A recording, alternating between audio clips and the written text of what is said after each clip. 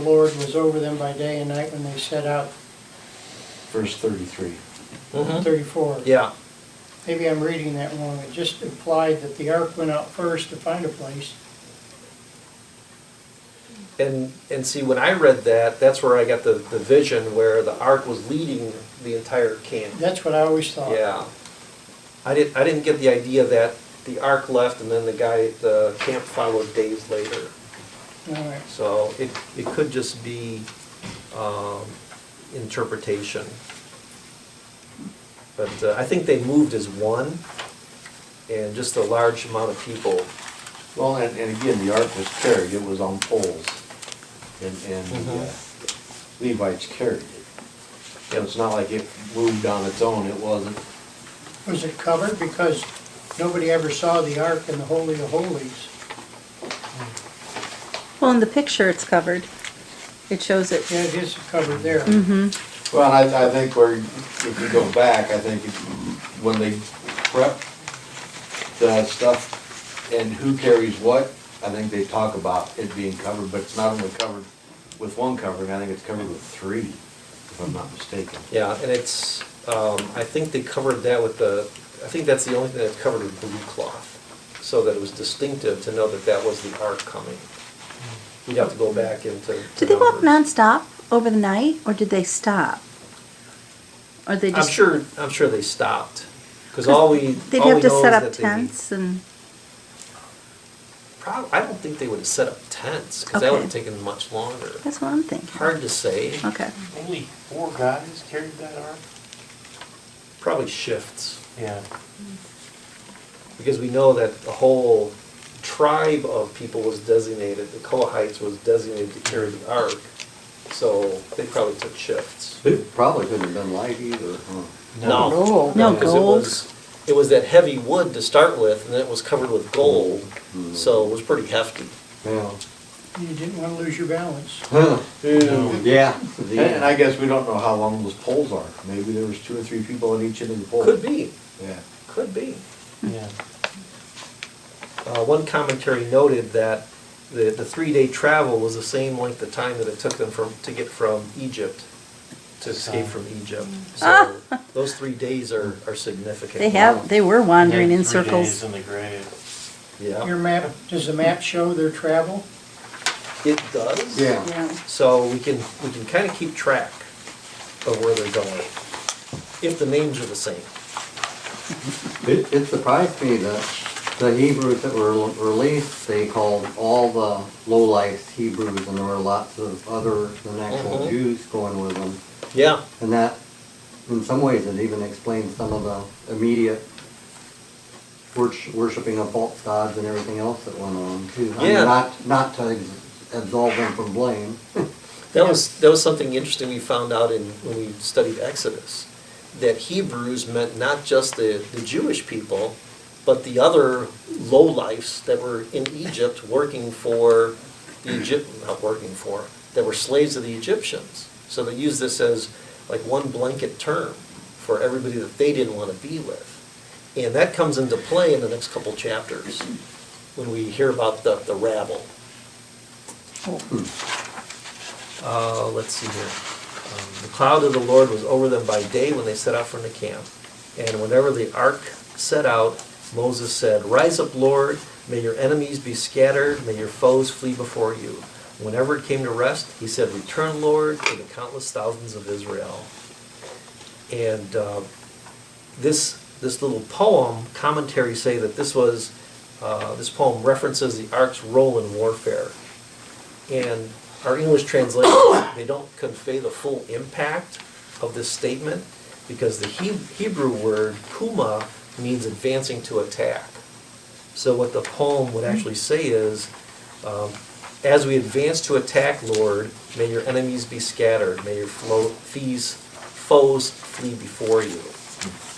So it was almost like a battle cry as the Lord led them into battle. I've come to think of the pillar of cloud like a controlled tornado, way up into the clouds. Yeah, because when you see the pictures of it, it's huge.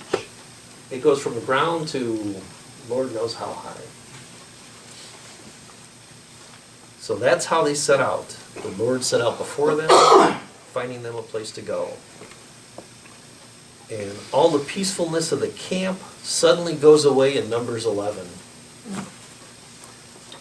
Now the people complained about their hardships in the hearing of the Lord, and when he heard them, his anger was aroused. Then fire from the Lord burned among them and consumed some of those on the outskirts of the camp. What do we know about the outward boundaries of the camp?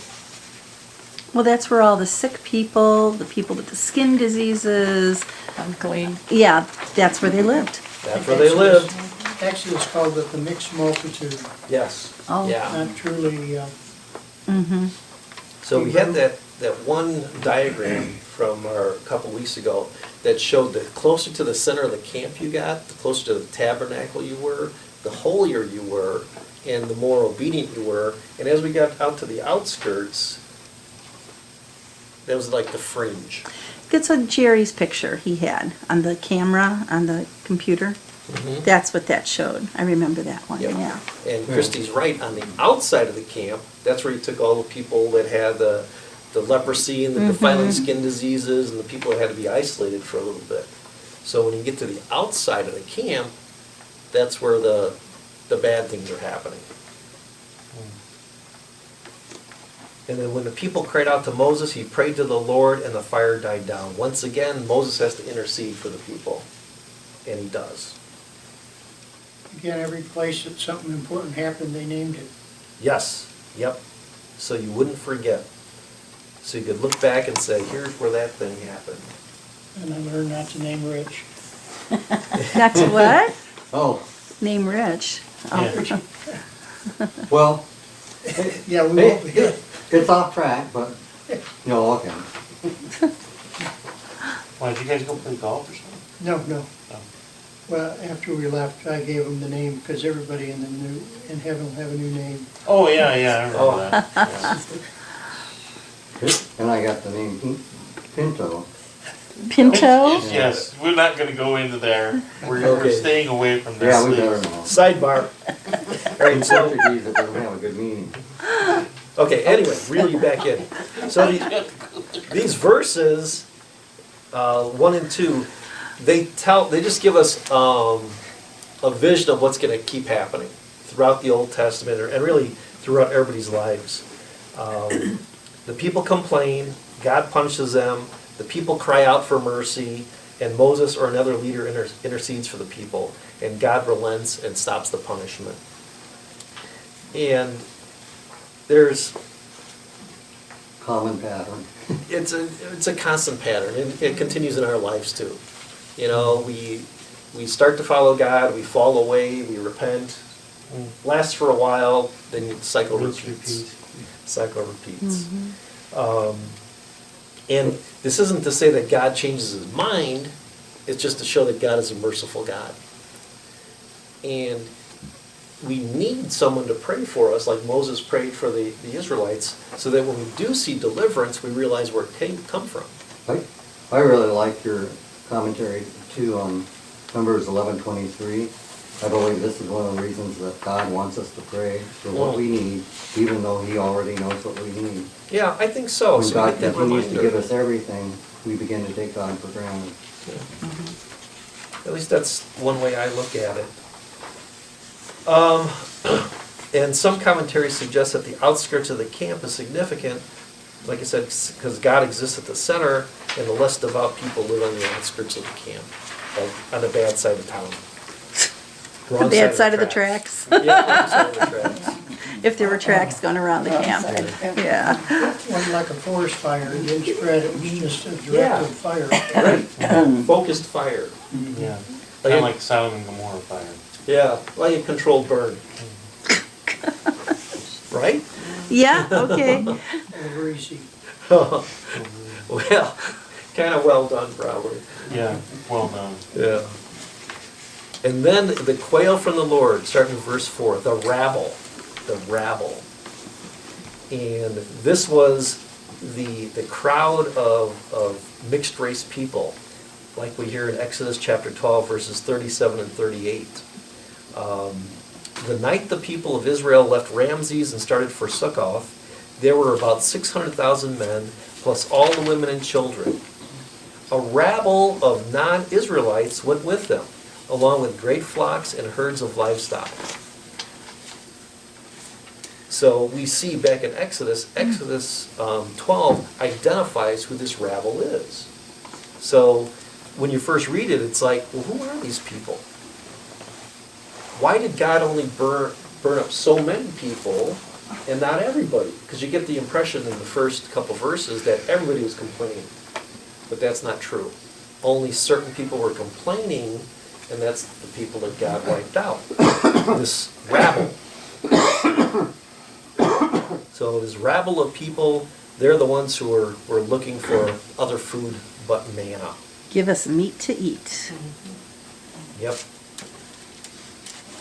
And this is the second. Not that we can tell, but I find myself wanting to think that they're not Jewish, that it's, for Yeah. the most part, but. Yeah. Well, actually, you're right on, because in Exodus 12 it tells us a rabble of non-Israelites. Oh, Okay. okay. So we know right then that they're new to the following. Maybe they just don't know God fully yet, and that's why they're complaining. Hard to say, but it's identified that they're different people. Maybe they were always in the outskirts and they got tired of being in the being the Egyptians. unclean, and Could be. it's like, who do you think you are? I'm Could out be. here and you're in there, and Once again, they weren't content with their position in life. of course, contentment. Contentment. Burning the vines. Yep. Okay, so this is the second complaint since Israelites left Sinai. The people didn't thank God for anything that He gave them. We don't see that anywhere. Nowhere does anybody thank God for taking us out of Egypt, giving us manna, giving us water. They just kind of accept it. So they didn't appreciate any of the gifts that God gave them. They just complained about what they didn't have. And as we hear throughout this journey for 40 years, they didn't need to provide any of their food, any of their water. They got clothes, their clothes didn't wear out, their shoes didn't wear out, and it appears they didn't get too tired either. All they did was complain about the food that they left behind. What do you think they did all day? You know, I have no idea. While they were marching? They were marching. No, while Well, they were in camp. when they were in I mean, camp. While they were in camp? Oh. Women have to do the same things. They'd go out every morning and collect manna. Yeah. Yeah, Yeah. I bet the guys didn't. the guys sat around playing cards, and the women, Sharpening their swords or whatever. the women made manna into Yeah. everything they could. Manna casserole, Man, I guess. Yeah. Just like hamburger. Just like manna helper. Like bubble gum shrimp. Yeah. yeah, Cantaloupe. manna loaf. Manalope. Managhetti. I see a church cookbook in their future. But would it sell? Yeah, there you go. Yeah, at Christmas you'd have the manna walk, so I can see it now. And then poor Moses. Moses says, I didn't raise these people. You put the burden of all these people on me. Did I conceive all these people? Yeah. Did I give them birth? Why did you tell me to carry them in my arms as a nurse carries an infant to the land you promised as an oath to our ancestors? He's tired of the whole thing. He's tired. Yeah. He's tired. But he gets to complain too. He gets to complain too. He gets to Right. complain about the complainers though, that's a little. Right. Right. God gave Moses the task of maturing these people, because God knows they weren't ready when they left. But isn't that nice to know that God will accept our complaints? Absolutely. He's wanting to hear our thoughts. Right. And we get to complain to God, we get to plead to God, we get to cry to God, and He listens, and He hears us. I think he just I shakes think his head. Psalms really exemplified that real well too. Rage at God, and cry, Yeah, find fault, everything, and He listens. yeah. He And shakes listens. his You head. know, Moses had a direct ear though. Yes, yes. That's very comforting, that God we would do listen too, to but- Moses.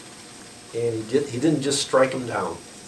He listened to Moses, accepted his complaint, and gave him a solution. So in verse 16, this is where I found troublesome.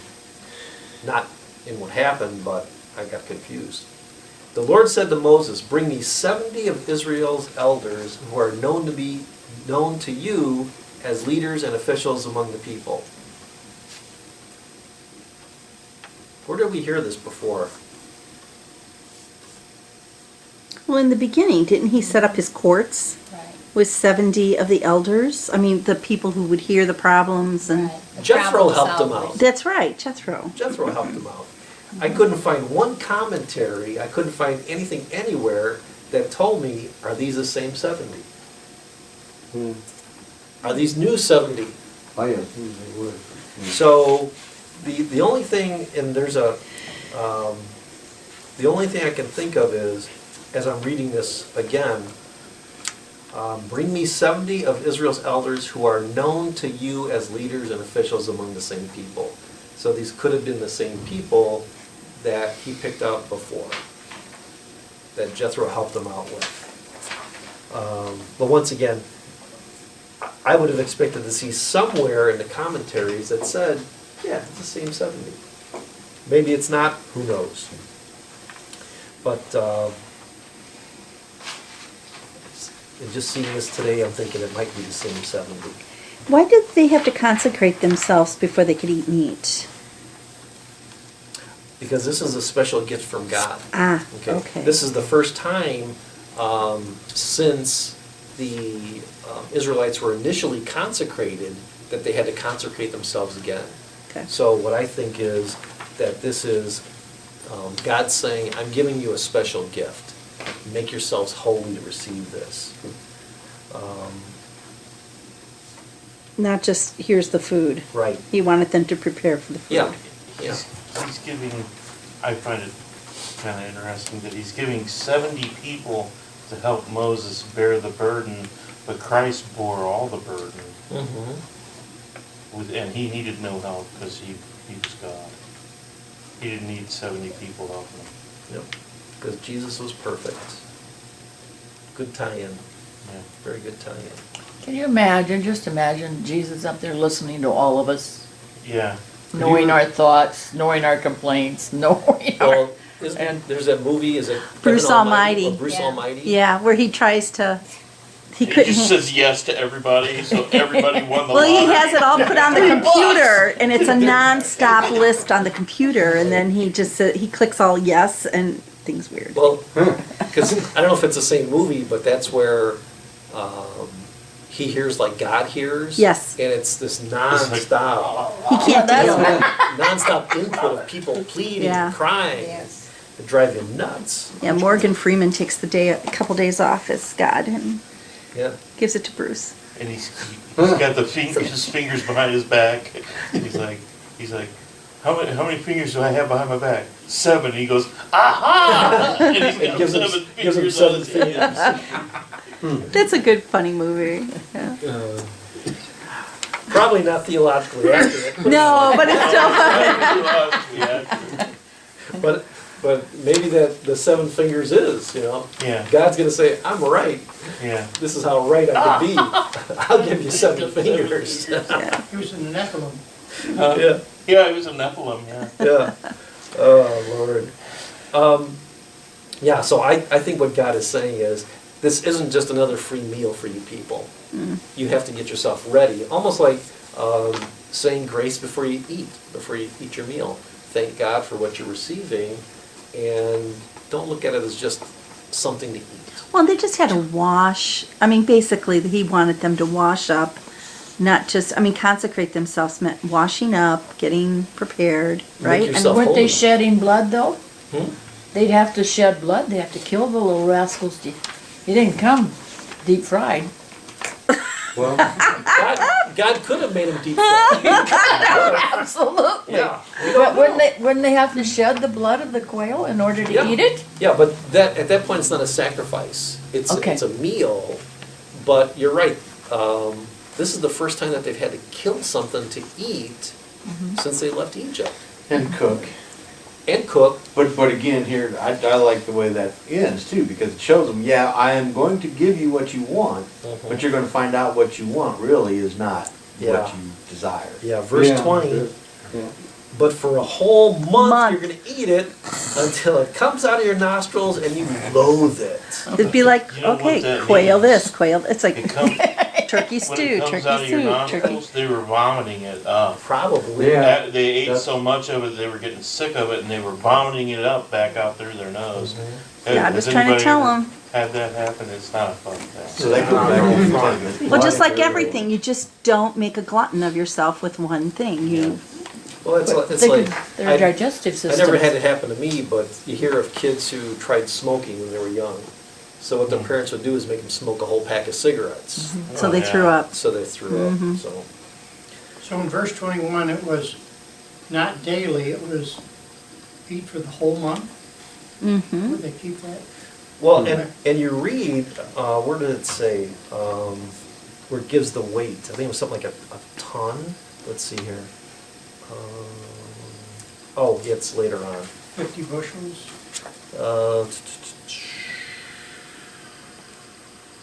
Yeah, 2 cubits deep. We're in verse 31, then we'll go backwards. Yeah. About 3 feet of quail dropped around the camp. Oh, wow. But, and we're gonna come back to this, hold on to that thought, all around the camp. And a quail's not a big animal. No. Well, it was something like, wasn't it like a mile around or something like that? Yeah. So keep that thought all around the camp, okay? About a day's journey Yeah, on let's this go- side. so let's go about a back here. day's journey on that Um, side. So Moses is Day's challenging journey. God in verse 21.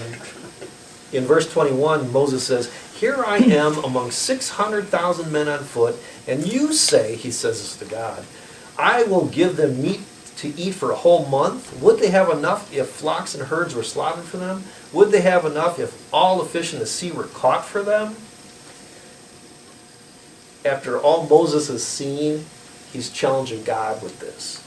And this is, I love verse 23. The Lord answers Moses, "Is the Lord's arm too short? So now you'll see whether or not what I say will come true for you." I wouldn't have said what he said to Nope. God. Sound like some of Job's friends. Exactly. I think probably Better Moses sound has like had us. enough already, Yeah. and that was what, they were only a He's year? frustrated. Yeah, 2 years. He's frustrated. Oh, yeah. He's They had fed up. everybody yelling at you for 2 years. Speaking of the frustration Had it. factor. yeah, Angry. enough, I quit. Back in